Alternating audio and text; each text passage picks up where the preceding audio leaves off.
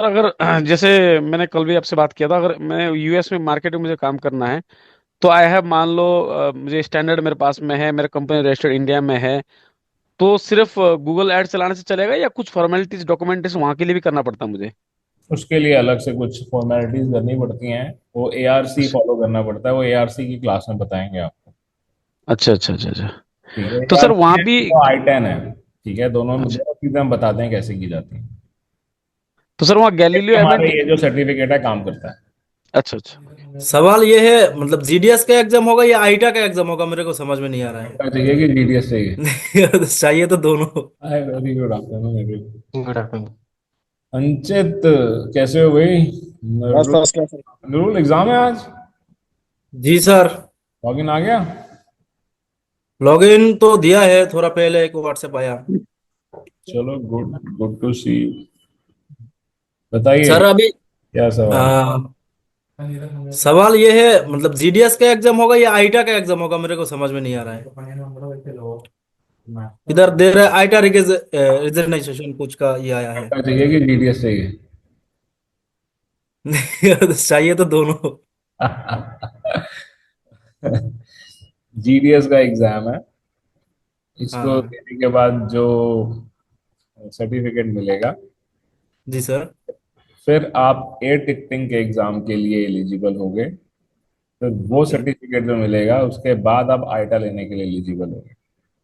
तो इसी सर्टिफिकेट के बेसिस पे आईटा मिल सकता है, अदरवाइज आईटा नहीं मिल सकता। ठीक है। हाँ। तो आप इसको आईटा का एग्जाम कह लो, जीडीएस का एग्जाम कह लो, एयर टिकटिंग का एग्जाम कह लो, जो आप कहना चाहो वो कह लो। ठीक है, और ये मैंने बहुत जगह समझाया हुआ है, और एक हमारा डॉक्यूमेंट मिलता है। आप लोग कोई भी अगर एडमिशन लेता है ना, उससे पहले एक पीडीएफ मिलता है।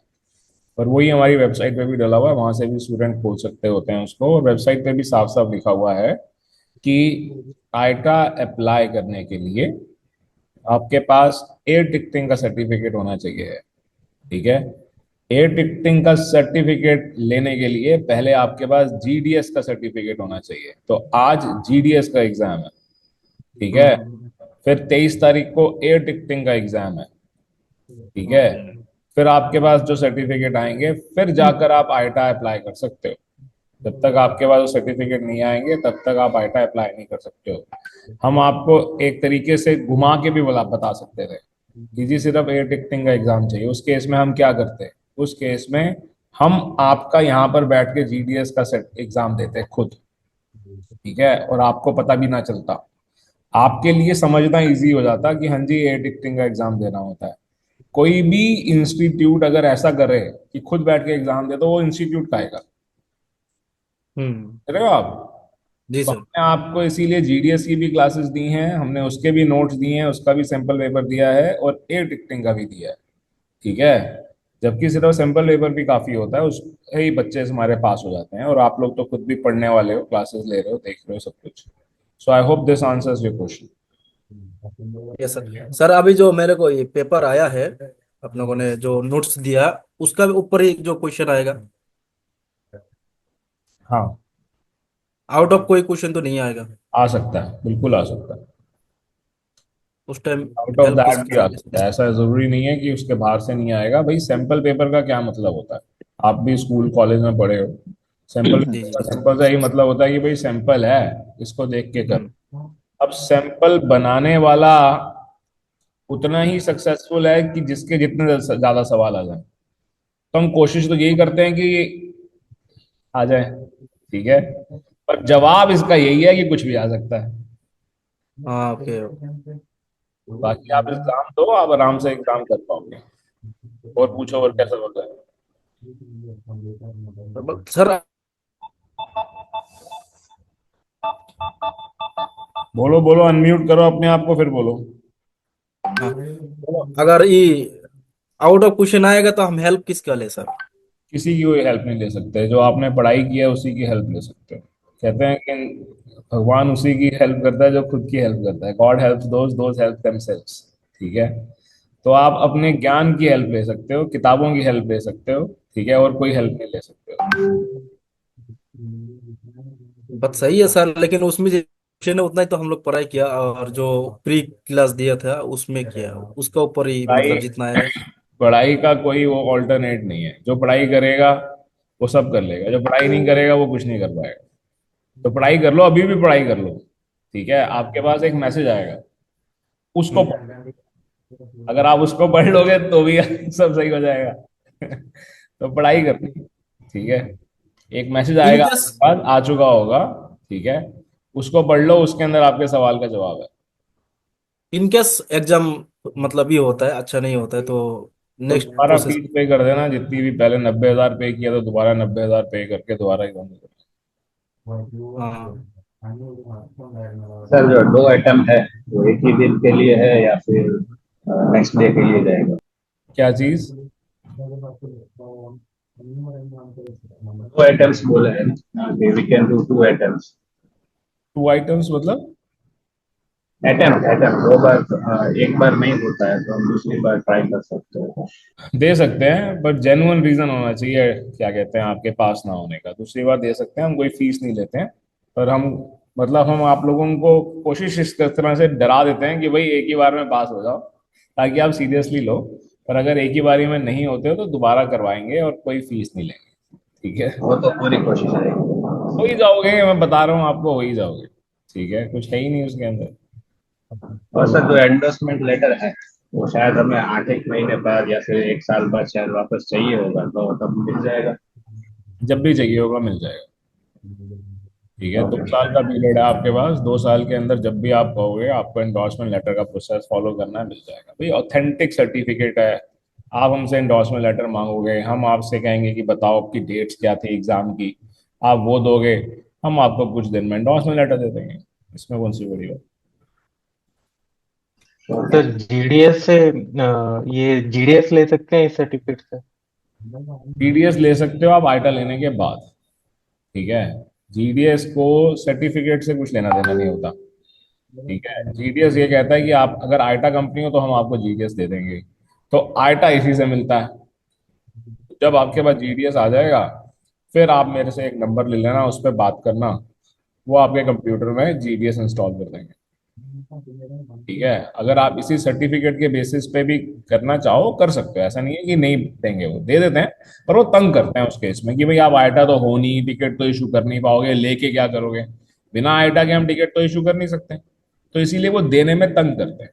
पर ऐसा नहीं है कि देते नहीं है, ठीक है। लंबा कर देते हैं प्रोसेस, थोड़ा आप परेशान हो जाओगे कि ये कह रहे हैं वो कह रहे हैं। तो इसीलिए बेस्ट ये होता है कि आप पहले आइटा ले लो, और उसके बाद क्या कहते हैं, वो ले लो, ठीक है। सर और जो सर उस एयर दिन तो अपने टिकटिंग शीट। का एग्जाम है क्या क्या क्या, फिर से बोलना। वो भी पोस्टपोन्ड होगा? क्या जो पोस्ट हो? एयर टिकटिंग का एग्जाम है नहीं नहीं नहीं, बिल्कुल नहीं होगा। चांसेस तो सर, बहुत। वो तो परसों है फिर। 23 तारीख को है वो, हाँ जी। 23 को है सर वो। 23 तारीख को 3 बजे है वो। तो रिजल्ट आ जाएगा सर इसका? इसका रिजल्ट अभी आप जब सबमिट करोगे तभी आ जाएगा, आप वहीं देख लोगे कि पास है कि फेल है, ओके। उसी में आ जाएगा।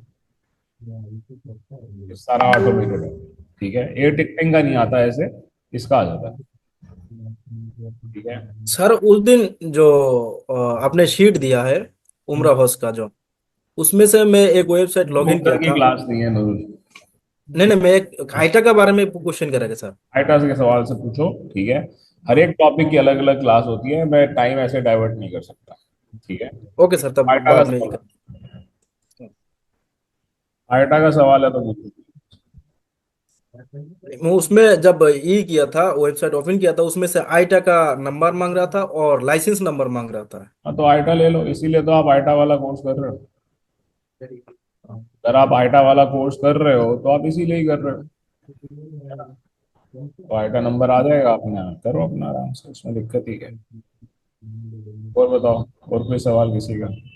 सर जो वो लाइट है, वो लाइट सब्सक्रिप्शन, उसमें कौन सी फ्लाइट्स अवेलेबल हो सकती है? ऐसी कोई लिस्ट मिल सकती है वो स्टैंडर्ड और ये वो लिस्ट लाइट? नहीं है, और ये लिस्ट जो है ना हर एक किसी के लिए अलग अलग होती है। अब आप लोग इस वक्त क्लास के अंदर 6 लोग हो, है ना, 6 7 जितने भी हो, राइट। रियलिटी में एग्जाम देने वाले 24 से ज्यादा स्टूडेंट हैं, ठीक है। 24 के 24 आइटा ले लेंगे, 24 के 24 गो लाइट ले लेंगे, ठीक है। सभी की जो रिक्वायर जो आएगा ना उसके अंदर अलग अलग एयरलाइन आएगी सब में। ठीक है, किसी के अंदर एक आएगी, किसी के अंदर 10 आएंगी, किसी के अंदर 132 आएंगी। तो ये आपकी कंपनी और आपकी लोकेशन और उसके ऊपर डिपेंड करता है। ठीक है, और फिर हम एयरलाइंस को धीरे धीरे खुलवा सकते होते हैं। और ये प्रोसेस गो लाइट के साथ भी है और गो स्टैंडर्ड के साथ भी है। अगर कोई ये सोच के गो स्टैंडर्ड ले रहा हो ना कि भाई मैं गो स्टैंडर्ड ले लूंगा तो मुझे ये दिक्कत नहीं आएगी, तो ये मत सोचना, ऐसा नहीं है। ठीक है। सर अगर क्लाइंट बेस हमारा एक पर्टिकुलर एयरलाइन, दो तीन एयरलाइन के लिए हो और वही अवेलेबल ना हो, तो उसको अवेल करने के लिए अवेलेबल कराने के लिए हमारे को एयरलाइन के साथ कोऑर्डिनेट करना होता है। ठीक है, वो प्रोसेस हम बता देंगे, वो बताते भी रहते हैं हम। जैसे कि इसकी 16 तारीख को हमने क्लास की थी, अब 18 फरवरी को जब क्लास होगी तो उसके अंदर भी बता देंगे। ठीक है, फिर और इसीलिए सपोर्ट भी रहती है कि आगे भी आपको कोई दिक्कत आती है तो आप कनेक्टेड रहते हो, बता देंगे। और बताइए, और कोई सवाल? तो गो स्टैंडर्ड में मिनिमम बॉन्ड कितना चाहिए होता है? 8 लाख रुपए। 8 और जो लाख रिकरिंग फीस होती है वो तो सेम ही रहती है, वो लाइट और वो स्टैंडर्ड की। नहीं, वो भी अलग अलग होती है, सेम नहीं है। वो गो स्टैंडर्ड, गो लाइट में स्टैंडर्ड वो स्टैंडर्ड की गो स्टैंडर्ड 8 लाख रुपए लगते हैं सर। वो स्टैंडर्ड की जो रजिस्ट्रेशन फीस है वो अप्रोक्सीमेटली 2000 है, $2000 है, 2000 US डॉलर है। ठीक है, जो बैंक गारंटी है वो अप्रोक्सीमेटली 8 लाख रुपए है तो इंडिया। बैंक गारंटी तो कवर हो जाती होगी ना, जैसे जो टिकटें करेंगे तो उससे तो कवर हो जाती होगी ना। नहीं, कवर नहीं होती। कवर नहीं होती। आपके 8 लाख रुपए ब्लॉक हो जाएंगे, आप उनको यूज नहीं कर पाओगे। मतलब 8 लाख में से अगर हम क्रेडिट तीन जरूर लाख मिलेगा आपको, 3 लाख क्रेडिट। की अगर हमने टिकट करनी है, 3 लाख की अगर हमने टिकट करनी है तो वो उसमें से लेस नहीं होंगे, वो 3 लाख रुपए हमें अलग से डिपॉजिट करना पड़ेगा ऐसा। ऐसा ही है, समझो अब इस बात को। बड़ा अच्छा सवाल किया आपने, और अगर ऐसी गलत फहमी है तो ये दूर होनी भी जरूरी है। हम्म। कि आपने 8 लाख रुपए दिए, ठीक है, तो आपको BSP मिल गया, बिलिंग सेटलमेंट प्लान मिल गया आपको। ठीक है, अब आपको क्रेडिट मिल जाएगा 3 दिन का, 5 दिन का। ठीक है, आपने 3 लाख रुपए की टिकट इशू करनी है, आप इशू कर लोगे। पर 3 दिन, हम्म। 5 दिन के अंदर 3 लाख रुपए भी देने पड़ेंगे, वो 8 लाख रुपए में से नहीं निकलेंगे। ठीक है, मान लो आपने 20 लाख की टिकट करनी है तो 20 लाख रुपए आपको तीन, आपने बैंक गारंटी 8 लाख की दी हुई है। जब हम्म। आपका क्रेडिट आ गया 5 दिन का तो वो 20 लाख की भी आप टिकट इशू कर लोगे। ठीक है, पर 5 दिन के अंदर आपको 20 लाख रुपए देने होंगे। ठीक है, वो 8 लाख रुपए फिक्स हो गए। वो 8 लाख रुपए आपके फिक्स डिपॉजिट में फिक्स हो गए, उसका इंटरेस्ट भी आपको मिलता रहेगा। पर आप उसको निकाल नहीं सकते, हिला नहीं सकते, यूज नहीं कर सकते, कुछ नहीं कर सकते फॉर आप। एग्जाम्पल फॉर एग्जाम्पल 2 साल बाद मैंने वो एजेंसी बंद कर दी, मतलब कैसे गो वापस स्टैंडर्ड, निकालोगे? जब आप तो बंद कर वैसे। दोगे, हाँ, जब आप बंद कर दोगे तो वो आपको लेटर देंगे, लो जी हमारा एग्रीमेंट खत्म हो गया। वो आप अपने बैंक को दोगे, बैंक आपके फेवर में उसको खोल देगा कि लो आपके तो आठ सर लाख अभी आपने कहा कि गो लाइट में आपको एक एयरलाइन भी मिल सकती है, 132 भी मिल सकती है, तो ये किस हिसाब से मतलब मेजरमेंट होता है मतलब। वो आपकी लोकेशन, आपकी कंपनी फॉर्मेशन, उसके बेसिस पर होता है। तो आप हम उस लखनऊ तरीके से में हो, आप लखनऊ में हो या लखनऊ मैं के कानपुर आसपास हो, ठीक है, कानपुर। कानपुर लखनऊ एक ही बात है। मेरे लिए तो एक ही बात है, आपके लिए अलग होगी। ठीक। तो कानपुर में ज्यादा एयरलाइन मिलने के चांसेस हैं। अच्छा। थर्ड वर्ल्ड, जो भी थर्ड कैटेगरी सिटीज में है या बी कैटेगरी सिटीज में है, उनको ज्यादा फैसिलिटीज मिलती हैं। भाई आईटा का पहले भी, आज से 40 साल पहले भी यही रूल था, अभी भी यही रूल है। अगर आप अफ्रीका में जाओगे तो आईटा आपके पास आ जाएगा कि हाँ जी ले लो ले लो। ठीक है, तो जहां पर उनके पास कम आईटा एजेंट्स हैं वहां पर ज्यादा फैसिलिटी है। जहां पर अच्छा। पहले से एजेंट बैठे हैं वहां पर ज्यादा फैसिलिटी क्यों देनी है? हाँ ठीक है, उनको काम जब जहां से नहीं मिल रहा वहां पे वो चाहेंगे मेरे को काम मिले। हाँ हाँ बिल्कुल। सर तब हमारा ठीक। आसाम में तो बहुत मुश्किल होगा। असम में आसान होगा, मुश्किल क्यों होगा? आप समझे नहीं बात को, उल्टा असम में आसान होगा कि हाँ जी आप असम में हो जहां पर कम आईटा एजेंट है, वहां पर हमेशा इजी होता है। ठीक, इंटरनेशनल एयरपोर्ट नहीं है ना। उससे कुछ फर्क नहीं पड़ता भाई। हाँ, जहां पर ओके। इंटरनेशनल एयरपोर्ट नहीं है, जहां पर आईटा एजेंट कम है, उल्टा वहां पर आसान है, वहां पर मुश्किल नहीं है। ठीक ओके। है, और बताओ। आप सर अकेले स्टैंडर्ड और टिकटें बेचने वाले, तो आईटा भी कहेगा कि भाई इसको अगर हम प्रमोट नहीं करेंगे तो आगे कल को और नहीं बनेंगे, और नहीं बनेंगे तो एयरपोर्ट भी नहीं बनेगा। ओके एयरपोर्ट तो ओके। तभी बनेगा। ठीक है। और भी समझ। सर स्टैंडर्ड और ग्लोबल में क्या डिफरेंस है? स्टैंडर्ड और ग्लोबल के अंदर सबसे बड़ा डिफरेंस ये है कि उसके अंदर आपको बीएसपी मिलता है। ठीक है। और दोनों में मिलता है, सॉरी मैंने गो लाइट से कर दिया कंपेयर। दोनों में ही बीएसपी मिलता है। सबसे बड़ा फर्क ये है कि आपने जब गो स्टैंडर्ड लिया, ठीक है, तो आपने इंडिया में अपनी कंपनी दिखाई, इंडिया के अंदर आप उसको यूज करो, सब सही है। कल को आप दुबई में अपनी कंपनी खोलते हो, तो आप दुबई के अंदर उस लाइसेंस को यूज नहीं कर सकते। ठीक है, दुबई के लिए आपको फिर से एक और आइटा लेना पड़ेगा। और जब आपके पास गो ग्लोबल है, तो आप पूरी दुनिया में जितनी मर्जी कंपनी खोलते जाओ, सेम एक ही आइटा चलता रहेगा। ठीक है, तो गो ग्लोबल उनके लिए है जिन्हों की मल्टीपल कंट्रीज में है। पर मल्टीपल कंट्री में भी मैं ये समझा दूं आपको कि फायदा उन्हें है जिन्हों की कम से कम 5 से ज्यादा कंट्रीज में हो। ठीक है। अगर मेरे को 2 कंट्री 3 कंट्री में ही अपनी ट्रैवल एजेंसी खोलनी है, पहली बात तो मैं गो लाइट के बेसिस पे भी चला सकता हूँ। ठीक है। वो कैसे अभी बताता हूँ। मान लो मैंने फिर भी, मैंने उल्टा सीधा कुछ नहीं करना, मतलब मैं घुमा के नहीं करना चाहता, मैं सीधे ढंग से करना चाहता हूँ। तो मैं क्या कहते हैं, गो स्टैंडर्ड ही ले लूंगा तीनों कंट्रीज में अलग अलग, या तीनों कंट्रीज में गो लाइट ले लूंगा अलग अलग। वो मुझे फिर भी सस्ता पड़ेगा instead of going for go global, क्योंकि फिर उसके एनुअल चार्जेस और मेंटेनेंस वो बहुत ज्यादा हो जाती है। तो बैंक गारंटी भी आपकी 30-40 लाख रुपए हो जाती है। ठीक है। तो इसीलिए उनके लिए ज्यादा वो फीजेबल होता है। जैसे एफसीएम ट्रैवल है, एफसीएम ट्रैवल के कम से कम 40-50 कंट्रीज के अंदर ऑफिस है, तो वो गो ग्लोबल ही है, गो ग्लोबल ही चलेगा। कार्लसन वैगन ले है, वो ग्लोबल ही चलेगा। तो बड़ी कंपनीज के लिए वो होता है, उन्हें लेना चाहिए। अब जैसे हमने, आप लोग सोच रहे होंगे कि भाई गो ग्लोबल अलग कंट्री के लिए हमें गो ग्लोबल लेना चाहिए। अब आप में से बहुत सारे लोग हैं जो ये कह रहे होंगे कि भाई मैं अभी इंडिया में हूँ, कल को मैं घूमने जाऊंगा, दुबई जाऊंगा, मैं स्विट्जरलैंड जाऊंगा, यूएसए जाऊंगा, मैं अकेला ही ट्रैवल एजेंसी चला रहा हूँ, तो मेरी टिकट कैसे इशू होगी? भाई आपकी टिकट आप दुनिया में जहां मर्जी ले जाओ, अपने सिस्टम को इशू हो जाएगी। ओके। उसके अंदर कोई दिक्कत नहीं है। ठीक है। वो आपका बस इंडिया से कनेक्टेड है। ठीक है, जिस भी कंट्री से आपने लिया वो उस कंट्री से कनेक्टेड है। आपकी बिलिंग और आपके टैक्सेस उसके अकॉर्डिंगली चल रहे हैं। आप कुछ इलीगल कुछ भी नहीं कर रहे। ठीक है, कुछ गलत नहीं कर रहे हो आप। जब आप चाहते हो कि नहीं मेरे टैक्सेस और मेरी बिलिंग जो है वो दुबई के अकॉर्डिंगली चले, तो दुबई के अंदर फिर करना पड़ेगा। ठीक है, नहीं तो टिकट आप पूरे दुनिया में कहीं से भी इशू कर सकते हो। समझे? और फेयर्स टिकट प्राइस अलग सेम अलग ही होता रहेगा है। फिर? टिकट प्राइस सेम ही रहेगा, एयर फेयर सेम ही रहेगा, दुबई से करेंगे या इंडिया फेयर्स से भी करेंगे? अलग अलग होते हैं। यही मैं बोल रहा था आपके सवाल से पहले भी, कि फेयर्स भी अलग अलग होते हैं। हर मार्केट को अलग अलग फेयर दिया जाता है। ठीक है, बहुत सारी एयरलाइंस हैं जो इंडिया के, अमेरिकन एयरलाइन है। ठीक है। अब अमेरिकन एयरलाइन की टिकट आप अमेरिका में बैठ के बुक कर रहे होगे तो महंगी होती है, इंडिया में बैठ के करते हो तो सस्ती होती है। ठीक है, इसीलिए तो यहाँ पर इतने सारे कॉल सेंटर बने हुए हैं अमेरिका की टिकटें बुक करने के लिए। ठीक है, तो वो लोकेशन के अकॉर्डिंगली फेयर्स में फर्क आता है, बिल्कुल आता है। ठीक है। और बताइए, और क्या सवाल? अगर सर कंपनी का नेम या फिर जीएसटी नंबर बाद में चेंज करना हो तो हो सकता है, या फिर उसके लिए नई एप्लीकेशन है? नहीं, नई एप्लीकेशन की कोई ज़रूरत नहीं है। जैसे कि मैं क्लासेस में दिखाता रहता हूँ, 16 तारीख को भी मैंने दिखाया था कि जब हम स्टार्ट करते हैं एक्रेडिटेशन के लिए, तो वहीं पर ही आपके पास ऑप्शन होती है कि चेंजेस। तो आप चेंजेस वाला प्रोसेस कर लो अपनी कंपनी में, जो आपने डॉक्यूमेंट जहाँ किए हैं, जहाँ पर आपका नाम चेंज दिखाई दे रहा है, तो वहाँ पर आप अपडेट कर दो, वो उसके अकॉर्डिंगली कर लेंगे।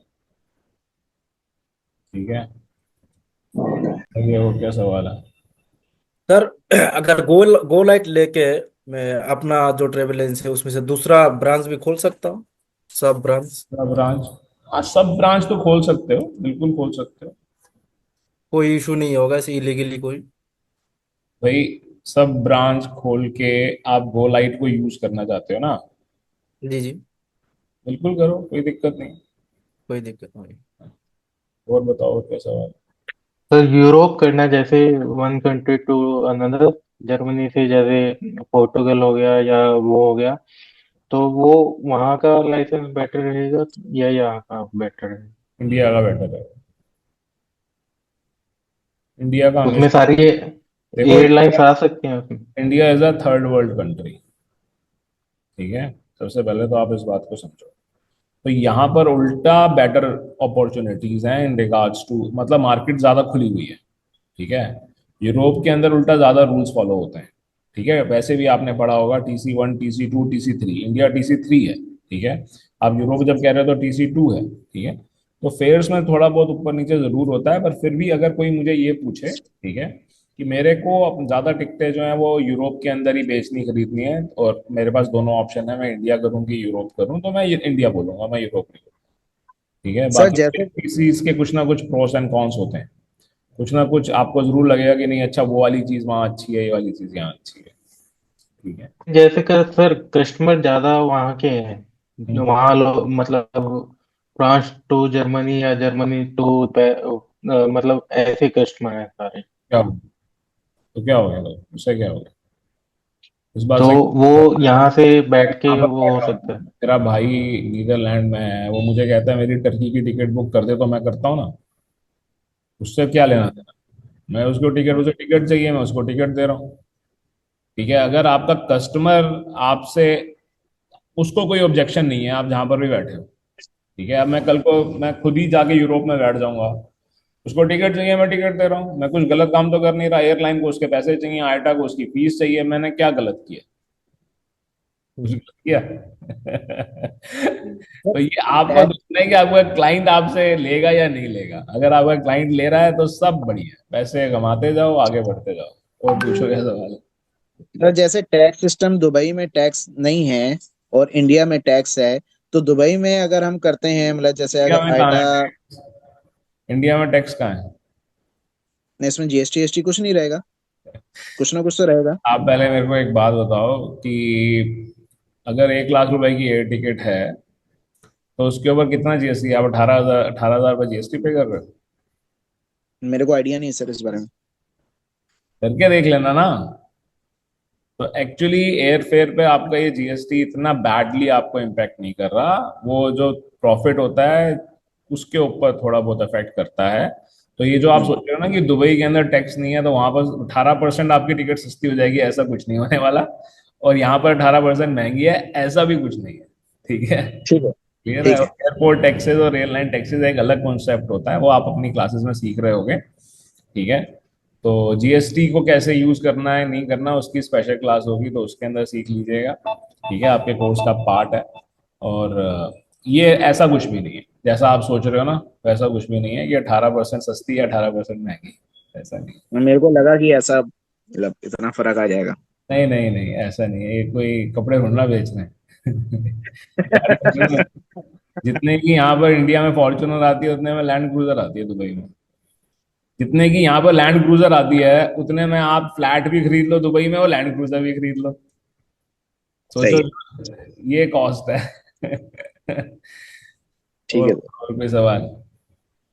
सर जो एक तो लीगल नेम रहता है फॉर्म में, और और दूसरा है जो ट्रेड नेम। तो ट्रेड नेम अगर हमारा ब्रांड नेम बना के रखे जो कंप्लीट अलग हो तो चलता है। हाँ हाँ बिल्कुल चलता है, उससे कोई फर्क नहीं पड़ता। हर कंपनी ने ऐसे ही किया। मेक माई ट्रिप का भी पहले जब बिलिंग होती थी उनका एक अलग नाम था, कुछ सॉल्यूशंस करके था। ठीक है, और मेक माई ट्रिप से ब्रांड नेम था, और ऐसे ही चलता है, इसमें कोई दिक्कत नहीं है। तो और कोई सवाल किसी का? तो जैसे जो कोर्स हम लोग कर रहे हैं ये एमआईटीएस गैलीलियो का, ठीक है, जीडीएस के लिए, तो फॉर एग्जांपल यूरोप में कोई ट्रेवल एजेंसी चला रहा है, तो वो भी बेसिकली यही कोर्स करता है टिकटिंग के लिए। पूरे दुनिया में। पर वो हमसे करता है तो वो सेम होता है, अगर वो कहीं और से करता है तो उसको उतना सीखने को नहीं मिलता है। प्रैक्टिकली हम ही सिखाते हैं, पर यूरोप में यही कोर्स बहुत महंगा है, 7-8 गुना महंगा है। ठीक है, जबकि आप देखो अमेडियस जो है वो यूरोपियन कंपनी है, स्पेन के अंदर वो बेस्ड है। ठीक है, और आप इनके कोर्स वहां पर पता करो तो आपको पता चलेगा कि इससे कम पढ़ा रहे हैं, इतना तो लाइव जितनी हम प्रैक्टिस देते हैं उतना तो देते ही नहीं, और इससे तो कहीं ज्यादा महंगा है। ठीक है, तो हमारे पास तो यूरोप से भी स्टूडेंट करते हैं, USA से भी करते हैं सारी। देखो ये बैठे हैं हमारे, क्या कहते हैं, हरमन जी, ऑस्ट्रेलिया से बैठे हुए हैं, क्लास ले रहे हैं। ठीक है, तो ऐसे हर जगह हर क्लास में ही कोई ना कोई होते ही है। ठीक है, तो क्या कहते हैं, पर कोर्स सेम है, नॉलेज सेम, GDS सेम। ठीक है, और बताओ, और कोई सवाल? सर अगर जैसे मैंने कल भी आपसे बात किया था, अगर मैं यूएस में मार्केट में मुझे काम करना है, तो आई हैव मान लो मुझे स्टैंडर्ड मेरे पास में है, मेरा कंपनी रजिस्टर्ड इंडिया में है, तो सिर्फ गूगल एड चलाने से चलेगा या कुछ फॉर्मेलिटीज डॉक्यूमेंटेशन वहां के लिए भी करना पड़ता है मुझे? उसके लिए अलग से कुछ फॉर्मेलिटीज करनी पड़ती हैं। वो एआरसी अच्छा फॉलो करना पड़ता है, वो एआरसी की क्लास में बताएंगे आपको। अच्छा अच्छा अच्छा अच्छा। ठीक है, तो सर एआरसी वहां है भी। तो आई10 है। ठीक है, दोनों में अच्छा, दोनों चीजें हम बताते हैं कैसे की जाती हैं। तो सर वहाँ गैलीलियो हमारे एमएडी। ये जो सर्टिफिकेट है काम करता है। अच्छा अच्छा।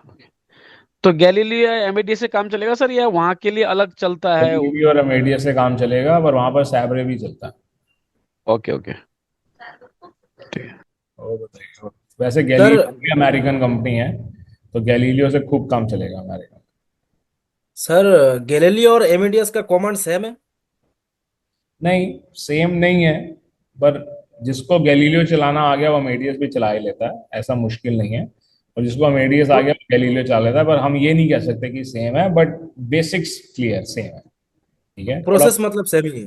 हाँ, ये ऐसे ही है कि आपने बीएमडब्ल्यू चलाई, फिर आपके भाई के पास मर्सिडीज है, आप जब चलाओगे तो थोड़ी तो हम्म, दिक्कत आएगी, पर चला तो हाँ जी। लोगे। ठीक है, यस यस। तो वैसा ही है बस। तो और सर जैसे कंपनी बड़ा होने से तो हम लोग चलो गैलीलियो भी एमएडीएस भी हमें लेना ही पड़ेगा, बट स्टार्टिंग इनिशियल स्टेज के लिए सर गैलीलियो बेटर है या एमएडीएस गैलीलियो जिसमें काम गैलीलियो कर? गैलीलियो लोग, ओके सब लोग गैलीलियो। हमसे पूछोगे ओके ओके। गैलीलियो, 2 साल पहले पूछते हैं, हम बोलते हैं हम एटीएस लो, हम एटीएस। अब अच्छा अच्छा। हाँ। लॉयल्टी चेंज हो गई हमारी। जैसे सबसे जैसे बड़ा सवाल। भाई कंपनी के रूल्स चेंज होते जाएंगे तो क्या करेंगे। अब देखो, हम एटीएस जो है एंडोर्समेंट लेटर नहीं देता।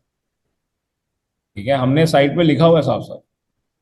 ठीक है, हम एटीएस का हमारा कोर्स उल्टा कहीं ज़्यादा महंगा होता है, और कहीं ज़्यादा हम अच्छे से सिखाते भी हैं, और बहुत सारी फीचर्स भी हैं उसके अंदर।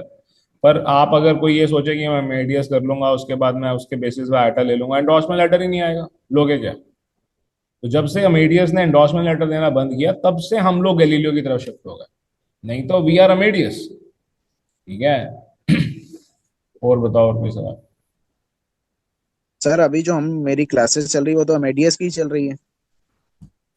हाँ, तो क्या हो गया, जो हाँ, आपको इसके बाद सीखने को मिल रहा है वो उससे ज्यादा कहीं और सीखने को मिल ही नहीं सकता। सर्टिफिकेट तो आपको ये भी ले सकते हो आप, गैलीलियो का भी ले हाँ, सकते हो। और इसके बाद मतलब गैलीलियो, इसके बाद नेक्स्ट स्टेप इसके बाद गैलीलियो के कमांड सीखने को मिलेंगे। हाँ हाँ, आपके कोर्स का पार्ट है गैलीलियो भी। ठीक है। तो बताओ, और कोई सवाल? बड़ी सर खुशी, ये जो खत्म हो गए नहीं हुए? बोलो बोलो, क्या सवाल? सर ये जो एग्जाम है इसकी टाइम फ्रेम सर कितना रहता है, कितनी देर में फिनिश करना दो होता है ये? 2 घंटे हैं आपके पास, पर आप 10-20 मिनट में खत्म कर दोगे। अच्छा, तो सर वो जो लाइक क्वेश्चंस वगैरह जो होंगे उसमें वो उसकी लाइक प्रेपरेशन के लिए कुछ मटेरियल वगैरह कुछ है उससे पहले कुछ? सब कुछ मिल चुका है आपको, अच्छा, सब उसी में है तो? सब कुछ मिल चुका है आपको। वो बात अलग है कि बहुत सारे लोग खोल के देखते नहीं है। जी, सब कुछ है। ठीक है। और बताइए, आपका नाम नहीं पता चला मेरे को, Xiaomi 2312 DRAABG। नाम बताएंगे अपना? सैमसंग लिखा है इसको। और कोई सवाल किसी का? हाँ। तो बढ़िया। सर एग्जाम के दौरान आपको फोन करने की जरूरत तो नहीं पड़ेगी या कैसे लाइक? जरूरत पड़ेगी नहीं, जरूरत पड़ेगी नहीं, पर आपको एक नंबर दिया गया है। जी। आपने बड़ा मैसेज जो आपके पास आया, हाँ जी जी, बिल्कुल पढ़ा है सर, पढ़ा है, थैंक यू। कहीं दिक्कत हो व्हाट्सएप चैट करना। ठीक है, कशिश मैम है, कशिश मैम बैठी हुई है सिस्टम खोल के। जी, ठीक है, फोन अ फ्रेंड। सर ठीक है। उसमें आंसर टाइपिंग करना पड़ेगा या टिक मार्क मारना पड़ेगा? कौन सा? मैंने करके नहीं देखा कभी। और मेरे ख्याल से टिक मार्क मारना पड़ेगा। नहीं, वही मैं पूछ रहा मैंने मतलब खुद टिक ने मार्क। कभी नहीं दिया एग्जाम। मेरे को देना चाहिए बट एक बार। पर आपके सैंपल पेपर में जैसा है बिल्कुल वैसा ही होता है, तो आपको टिक ही उसमें करना तो टाइप करना मल्टीपल। पड़ेगा। हाँ, मल्टीपल है। और बताओ, कोई तो सवाल? सर सर वही उसकी मैं। नेगेटिव नेगेटिव मार्किंग भी होगी उसकी अगर कोई गलत कर देंगे आंसर? नहीं, नेगेटिव मार्किंग नहीं। ऐसा कुछ नहीं है। तो वही सर, एग्जाम को लेकर मुझे कंफ्यूजन था ना सर, इसलिए मैंने आज का उसमें एग्जाम दे अटेम्प्ट दो नहीं करूंगा। दया प्रकाश, हाँ एग्जाम सर। एग्जाम दे दो। आपके पास सारा मटेरियल है, आप एग्जाम दे दो। मेरी सजेशन आपको ये है, अगर नहीं भी देना चाहते हो तो आप अपना एक अटेम्प्ट खराब करोगे। हम तो करवा देंगे अगले महीने भी, अच्छा अच्छा अच्छा अच्छा अच्छा। बट आप अगर एग्जाम दोगे और मान लो आप कंप्लीट नहीं करते हो, पास नहीं होते हो, तो भी आपका कोई नुकसान नहीं है। आप अच्छा एग्जाम, अच्छा। मेरी सजेशन ये है कि एग्जाम दे दो। तो ठीक है सर, मुझे मैं दे दूंगा, कोई नहीं। मैं तो उसमें लॉगिन का थोड़ा मुझे गाइडेंस चाहिए होगा सर, किस तरह से सब करते कुछ हैं उसमें। मिला हुआ है आपको। आपके पास हम्म, एक एक मैसेज आएगा, उसके अंदर सारा हेल्पलाइन नंबर वगैरह सब है। जो भी असिस्टेंस चाहिए होगी लेना। अच्छा सर वो अच्छा। एग्जैक्टली 3 बजे शुरू होगा या उससे पहले भी कर सकते हैं? 3 बजे ही होगा, 3 बजे से पहले नहीं होगा। ठीक है, आप ट्राई कर लेना, पर एक्चुअली 3 बजे ही होता है, और कई बार 3 बजे से थोड़ा लेट भी हो जाता है। ठीक है, कई बार पाँच क्योंकि दस वो, मिनट तक आपको शुरुआत में दिक्कत भी आती है लॉगिन करने में, बट ऐसे जी दिक्कत आएगी नहीं। तो 3 बजे ही आप करो, उससे पहले आप ट्राई करना चाहो ट्राई कर सकते हो। लॉगिन तो हम आपको दे ही चुके हैं। जी। अच्छा अच्छा अच्छा। सर सर जैसे मैं तो ठीक है बिल्कुल सर। नया हूँ, मेरे को एग्जाम देना चाहिए कि नहीं? आपका तो मेरा मेरे तो ख्याल से एग्जाम है भी नहीं। हाँ, मेरा नहीं है ना, मतलब मेरे को तो कोई है आइडिया नहीं ही इस बारे में। नहीं। नहीं। हम्म। ठीक है। अच्छा। ठीक है, बड़ा अच्छा लगा मुझे आप लोगों से मिलके। ऑनलाइन स्टूडेंट्स को देख लेते हैं तो और भी अच्छा लगता है। ठीक है, हम्म। एग्जाम दीजिए, ऑल द बेस्ट, सब पास हो जाओगे। Bye bye.